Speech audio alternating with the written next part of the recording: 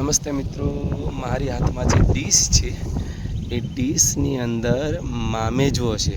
એટલે કે ચોમાસાની ઋતુની અંદર આપણા ઘરની આજુબાજુ ઘણી બધી ઔષધીય વનસ્પતિઓ આપમેળે ઉગી નીકળતી હોય છે. તો એને ઓળખી એના ઉપયોગ વિશે જાણી માહિતી એકત્રીકરણ કરી અને આપણે એને સંગ્રહ કરીને રાખવો જોઈએ અને આખા વર્ષ માટે સ્ટોરેજ કરીને રાખવો જોઈએ.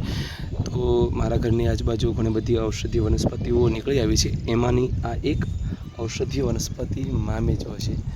તો એ મામેજોને અત્યારે હું સ્ટોરેજ કરી રહ્યો છું. એના ઉપયોગ વિશે છે વિડીયો સાથે ઉપર મેસેજ સ્વરૂપે મૂકવામાં આવેલી છે માહિતી, તો આપ એને જોઈ શકો છો.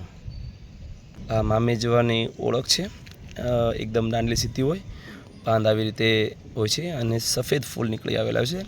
સ્વાદ એકદમ કડવો હોય છે. મામેજો છે. કોઈપણ ઔષધિનો ઉપયોગ માટે ડૉક્ટરની સલાહ લઈને જ એનો ઉપયોગ કરવો જોઈએ અને એને સેવન કરવું જોઈએ. તો અહીંયા મારા ઘરની આજુબાજુ તમે જોઈ રહ્યા છો ઘણી બધી ઔષધીય વનસ્પતિઓ છે. એમાંનું એક આ ઔષધીય વનસ્પતિ એટલે કે મામેજો છે.